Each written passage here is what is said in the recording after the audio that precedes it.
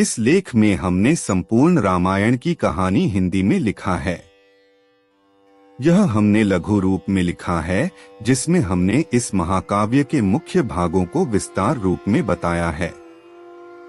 इसकी रचना महर्षि वाल्मीकि ने की थी।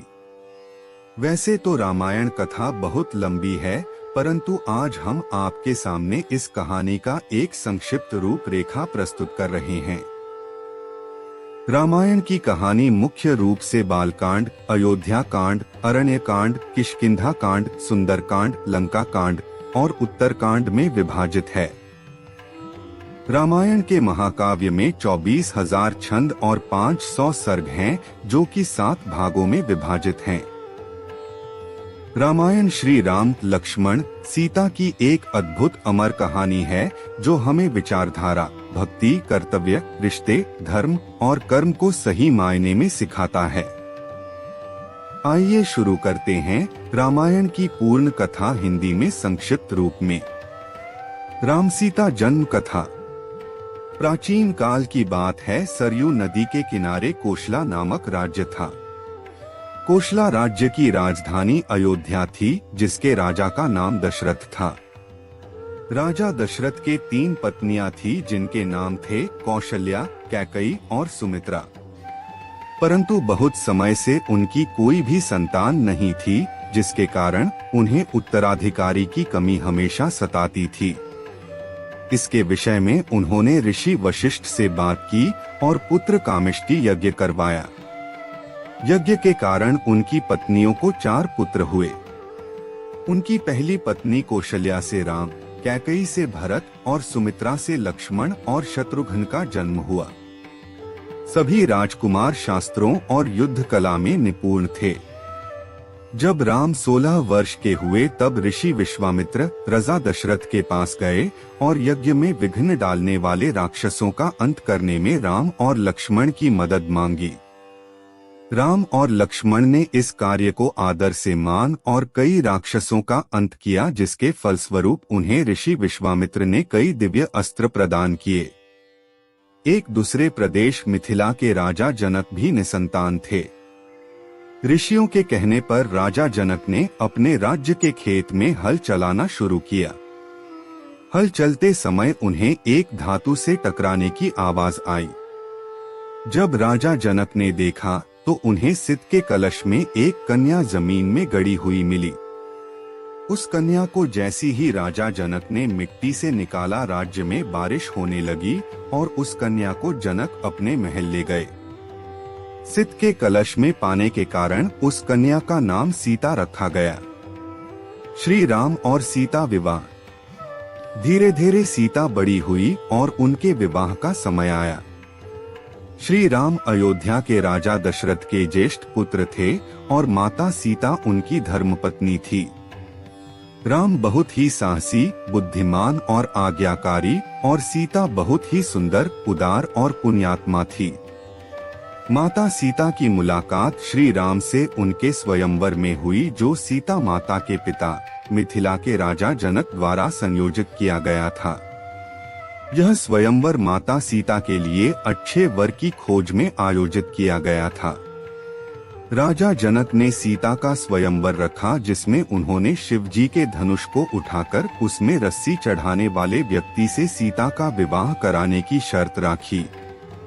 उस आयोजन में कई राज्यों के राजकुमारों और राजाओं को आमंत्रित किया गया था। शर्त यह थी कि जो कोई भी शिव धनुष को उठाकर धनुष के तार को खींच सकेगा, उसी का विवाह सीता से होगा। सभी राजाओं ने कोशिश किया, परंतु वे धनुष को हिला भी ना सके। जब श्री राम की बारी आई तो श्री राम ने एक ही हाथ से धनुष उठा लिया और जैसे ही उसके तार को खींचने की कोशिश की, वह धनुष 2 टुकड़ों में टूट गया। इस प्रकार श्री राम और सीता का विवाह हुआ।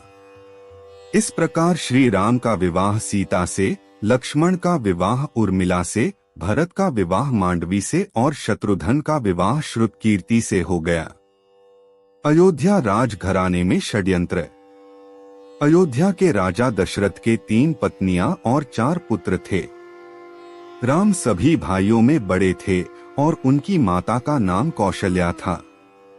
भरत राजा दशरथ के दूसरी और प्रिय पत्नी कैकेयी के पुत्र थे। दूसरे दो भाई थे, लक्ष्मण और शत्रुघ्न, जिनकी माता का नाम था सुमित्रा। जब राम को एक तरफ राज तिलक करने की तैयारी हो रही थी, तभी उसकी सौतेली माँ कैकेयी अपने पुत्र भरत को अयोध्या का राजा बनाने का षड्यंत्र रच रही थी। यह षड्यंत्र बूढ़ी मंथरा के द्वारा किया गया था। रानी कैकेयी ने एक बार राजा दशरथ की जीवन की रक्षा की थी। तब राजा दशरथ ने उन्हें कुछ भी मांगने के लिए पूछा था, पर कैकेयी ने कहा, समय आने पर मैं मांग लूंगी। उसी वचन के बल पर कैकेयी ने राजा दशरथ से पुत्र भरत के लिए अयोध्या का सिंहासन और राम के लिए 14 वर्ष का वनवास मांगा। श्री राम तो आज्ञाकारी थे, इसलिए उन्होंने अपने सौतेली माँ कैकेयी की बातों को आशीर्वाद माना और माता सीता और प्रिय भाई लक्ष्मण के साथ 14 वर्ष का वनवास व्यतीत करने के लिए राज्य छोड़कर चले गए। इस असीम दुख को राजा दशरथ सह नहीं पाए और उनकी मृत्यु हो गई। कैकेयी के पुत्र भरत को जब यह बात पता चली तो उसने भी राजगद्दी लेने से इनकार कर दिया। इस लेख में हमने संपूर्ण रामायण की कहानी हिंदी में लिखा है। राम, सीता और लक्ष्मण वनवास हमने लघु रूप में लिखा है, जिसमें रास्ते में इस महाकाव्य के असुरों का संहार किया और कई पवित्र और अच्छे लोगों से भी इसकी रचना महर्षि वाल्मीकि ने की थी। चित्रकूट में एक कुटिया बनाकर रामायण लगे। बहुत लंबी है। एक बार की बात है, लंका के असुर राजा रावण की छोटी बहन शूर्पणखा ने राम को देखा और वह मोहित हो गई। रामायण की कहानी मुख्य रूप से बालकांड, अयोध्या कांड, अरण्य कांड, किष्किंधा कांड, सुंदर कांड, लंका कांड के और उत्तर कांड में विभाजित है। शूर्पणखा लक्ष्मण के पास रामायण के महाकाव्य में 24,000 पर लक्ष्मण ने 100 इनकार कर दिया, जो कि 7 भागों में विभाजित है। शूर्पणखा ने क्रोधित होकर माता सीता पर श्री राम, लक्ष्मण, सीता की एक देखकर लक्ष्मण ने चाकू से हमें विचारधारा काट दिया। कर्तव्य, रिश्ते, कटी हुई नाव के कर्म को सही मायने में सिखाता है। लंका पहुंची तो सारी बातें जानकर रावण को रामायण की पूर्ण कथा हिंदी में संक्षिप्त रावण ने सीता हरण की योजना बनाई। जन्म कथा सीता हरण प्राचीन काल की बात योजना के तहत रावण ने मारीच राक्षस को चित्रकूट के कुटिया के पास कोशला राज्य की राजधानी अयोध्या थी, जिसके राजा जब मारीच को माता सीता ने देखा राजा तो उन्होंने श्री राम से उस हिरण को पकड़ के लाने के लिए कहा। कैकेयी और सुमित्रा सीता की बात को मानकर राम बहुत समय से पकड़ने कोई भी संतान नहीं गए, जिसके कारण को आदेश उत्तराधिकारी की कमी हमेशा सताई न जाए। इसके विषय में उन्होंने ऋषि वशिष्ठ से बात की को बाण से मारा। कामिष्टि यज्ञ करवाया। जैसे ही राम का बाण यज्ञ के कारण उनकी पत्नियों को 4 पुत्र हुए। असली राक्षस रूप में उनकी पहली पत्नी कौशल्या से राम, सीता और लक्ष्मण को मदद सुमित्रा से लक्ष्मण और शत्रुघ्न का जन्म। सीता ने जब राम के आवाज में राजकुमार शस्त्रों और युद्ध कला में वो घबरा गई और उसने लक्ष्मण को राम की मदद के लिए बन जाने को कहा।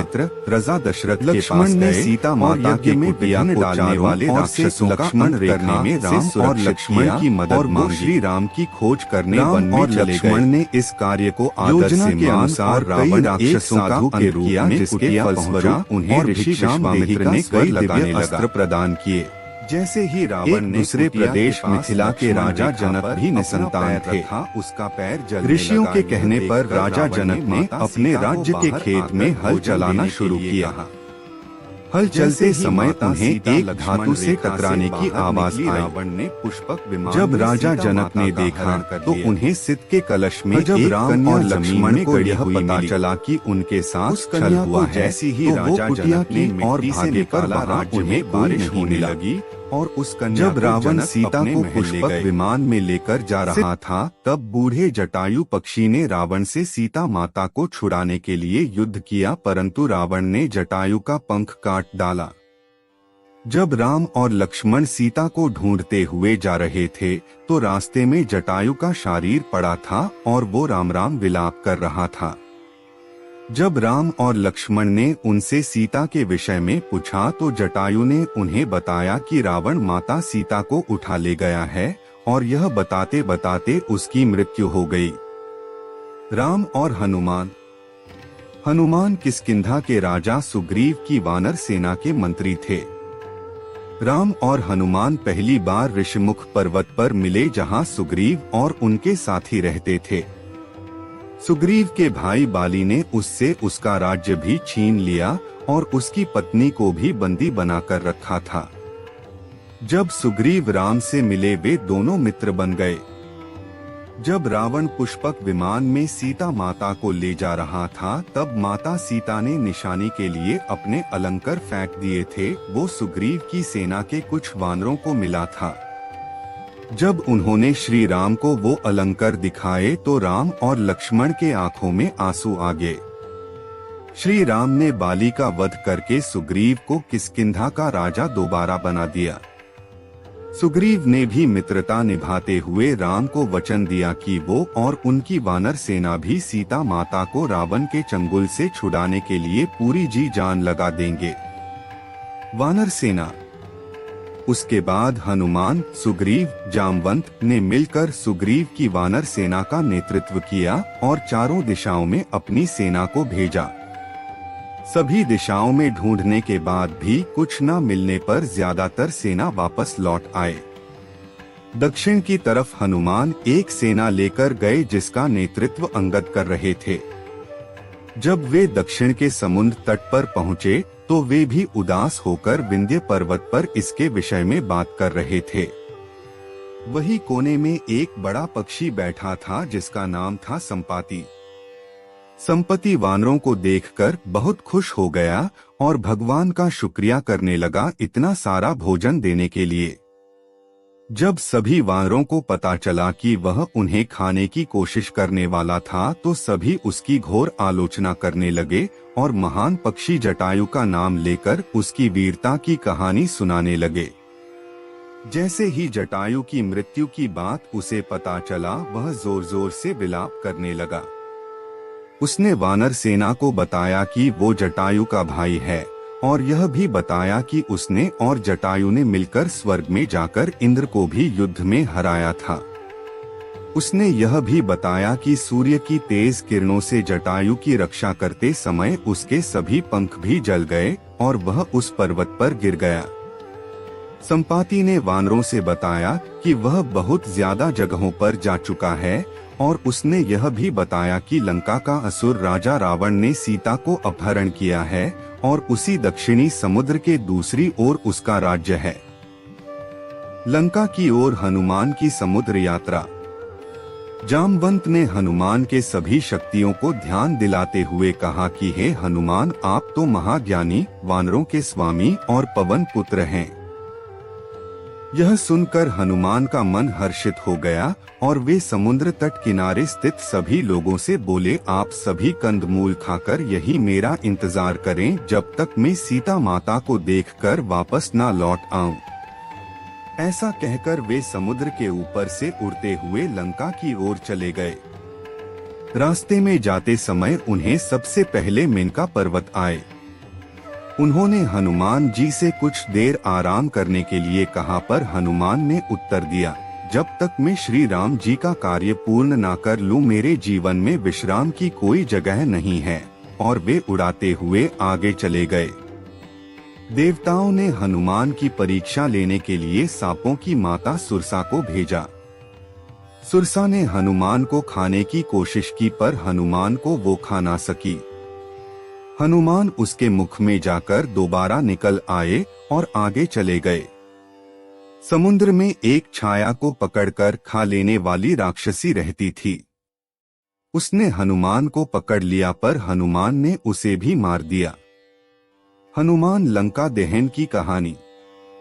समुद्र तट पर पहुंचने के बाद हनुमान एक पर्वत के ऊपर चढ़ गए और वहां से उन्होंने लंका की ओर देखा।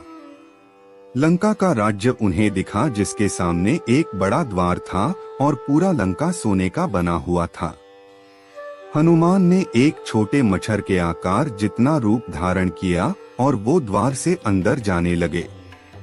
उसी द्वार पर लंकिनी नामक राक्षसी रहती थी। उसने हनुमान का रास्ता रोका तो हनुमान ने एक जोर का घूंसा दिया तो नीचे जाकर गिरी। उसने डर के मारे हनुमान को हाथ जोड़ा और लंका के भीतर जाने दिया। हनुमान ने माता सीता को महल के हर जगह ढूंढा पर वह उन्हें नहीं मिली। थोड़ी देर बाद ढूंढने के बाद उन्हें एक ऐसा महल दिखाई दिया जिसमें एक छोटा सा मंदिर था, एक तुलसी का पौधा भी।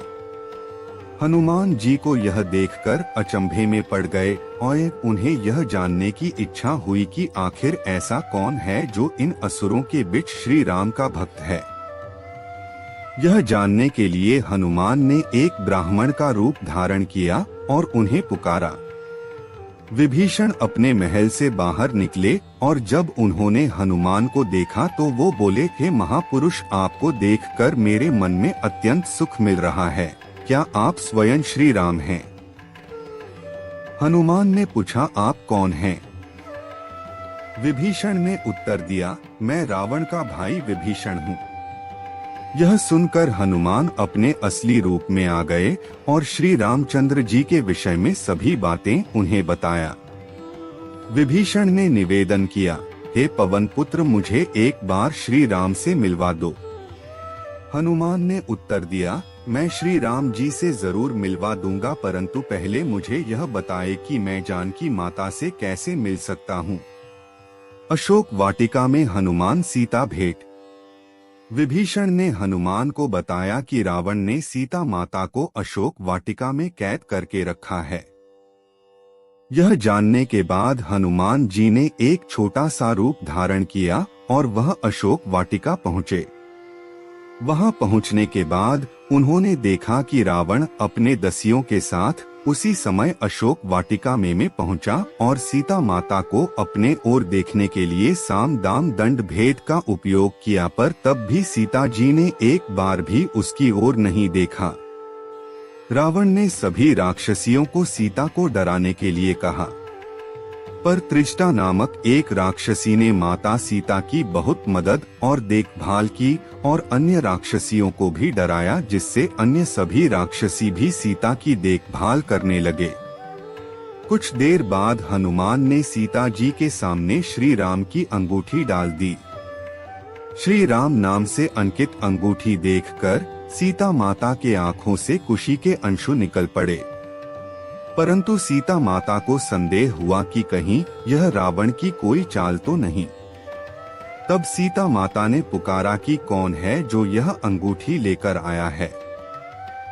उसके बाद हनुमान जी प्रकट हुए, पर हनुमान जी को देखकर भी सीता माता को विश्वास नहीं हुआ।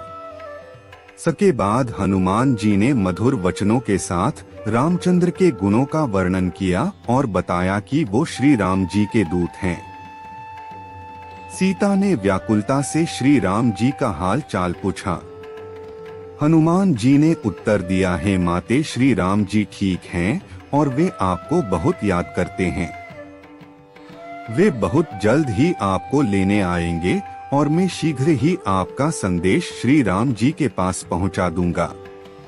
तभी हनुमान ने सीता माता से श्री राम जी को दिखने के लिए चिन्ह मांगा, तो माता सीता ने हनुमान को अपने कंगन उतार कर दे दिए।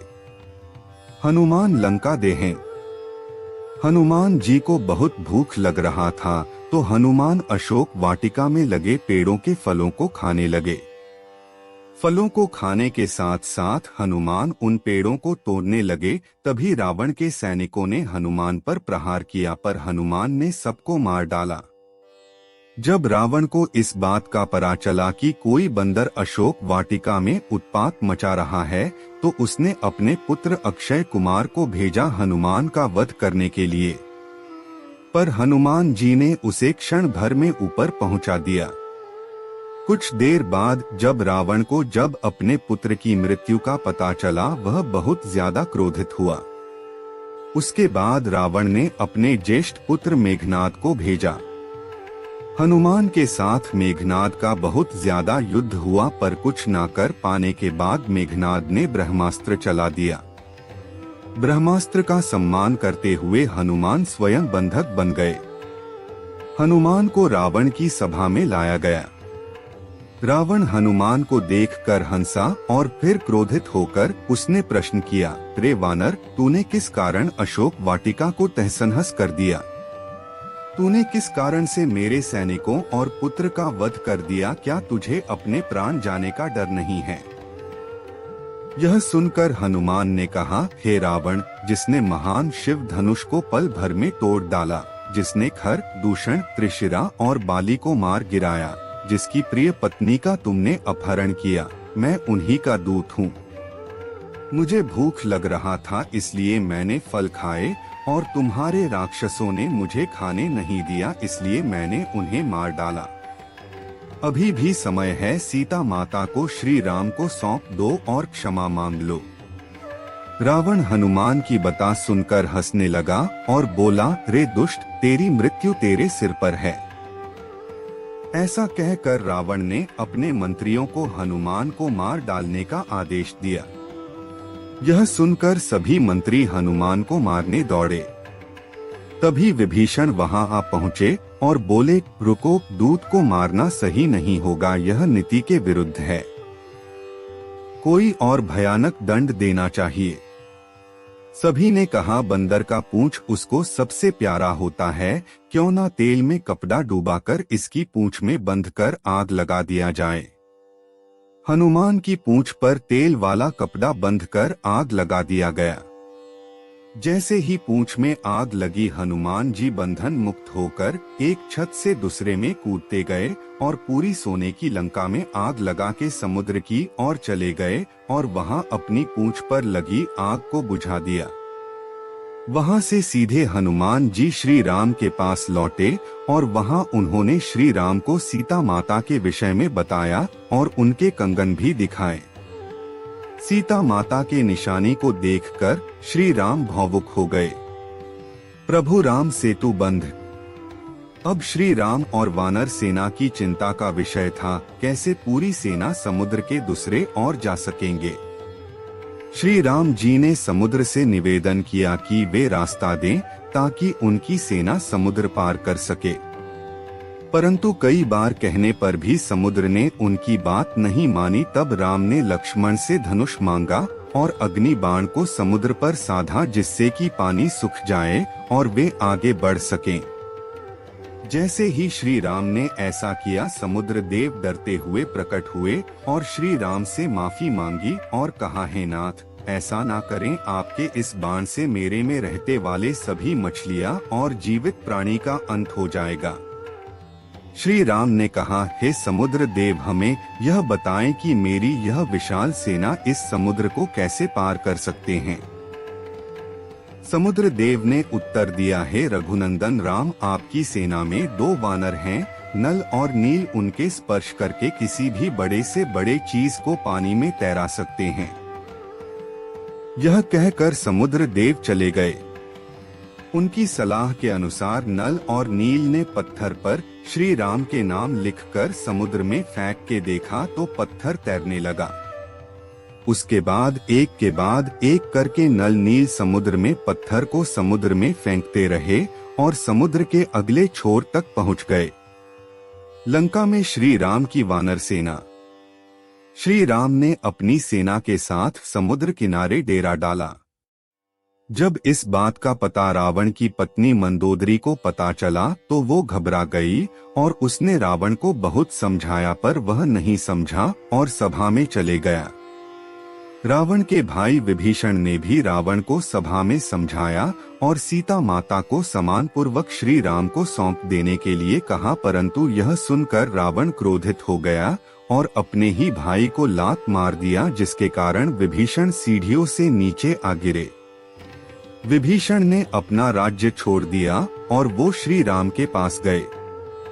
राम ने भी खुशी के साथ उन्हें स्वीकार किया और अपने डेरे में रहने की जगह दी। आखिरी बार श्री राम ने बाली पुत्र अंगद कुमार को भेजा, पर रावण तब भी नहीं माना। युद्ध आरंभ हुआ। श्री राम और रावण की सेना के बीच भीषण युद्ध हुआ। इस युद्ध में लक्ष्मण पर मेघनाद ने शक्ति बाण से प्रहार किया था, जिसके कारण हनुमान जी संजीवनी बूटी लेने के लिए हिमालय पर्वत गए, परंतु वे उस पौधे को पहचान ना सके, इसलिए वे पूरा हिमालय पर्वत ही उठा लाए थे। यहाँ तक कि रावण के भाई कुंभकर्ण जैसे महारथी असुर को भी भगवान राम ने अपने बाण से मार डाला। इस युद्ध में रावण की सेना के श्री राम की सेना प्रसन्न कर देती है और अंत में श्री राम रावण के नाभि में बाण मारकर उसे मार देते हैं और सीता माता को छुड़ा लाते हैं। श्री राम विभीषण को लंका का राजा बनाते देते हैं, परंतु राम माता सीता से मिलने से पूर्व उनकी अग्नि परीक्षा लेते हैं। उसके बाद श्री राम सीता और भाई लक्ष्मण के साथ अपने राज्य 14 वर्ष के वनवास से लौटते हैं। उसके बाद श्री राम को अयोध्या का राजा घोषित किया गया और उनका जीवन खुशियों से बीत रहा था। कुछ समय बाद माता सीता गर्भवती हो जाती हैं। परंतु जब राम लोगों के मुख से अग्नि परीक्षा के विषय में सुनते हैं, वह माता सीता को अयोध्या छोड़कर चले जाने को कहते हैं। माता सीता को इस बात से बहुत दुख होता है। महर्षि वाल्मीकि उन्हें अपने आश्रम में आश्रय देते हैं। लवकुश का जन्म। वही माता सीता 2 पुत्रों को जन्म देती हैं, जिनका नाम लव और कुश दिया गया। लव और कुश ने महर्षि वाल्मीकि से पूर्ण रामायण का ज्ञान लिया। वे दोनों बालक पराक्रमी और ज्ञानी थे। अश्वमेध यज्ञ। श्री राम ने चक्रवर्ती सम्राट बनने और अपने पापों से मुक्त होने के लिए अश्वमेध यज्ञ किया। यह यज्ञ करने का सुझाव उनके छोटे भाई लक्ष्मण ने दिया था। इस यज्ञ में एक घोड़े को स्वच्छंद रूप से छोड़ा जाता था। वह घोड़ा जितना ज्यादा क्षेत्र तक जाता था, उसे राज्य में सम्मिलित कर दिया जाता था। इस यज्ञ को पत्नी के बिना नहीं हो सकता था, इसलिए श्री राम ने माता सीता का स्वर्ण मूर्ति भी बनवाया था। जब श्री राम का घोड़ा स्वच्छंद रूप से छोड़ा गया, तब वह भी एक राज्य से दूसरे राज्य में गया। जब वह घोड़ा महर्षि वाल्मीकि के आश्रम के पास पहुंचा, तो लवकुश ने उसकी सुंदरता देखकर उसे पकड़ लिया।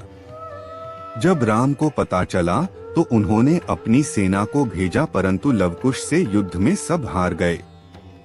जब राम वहां पहुंचे, तो उन्होंने उन बालकों से पूछा कि वह किसके पुत्र हैं।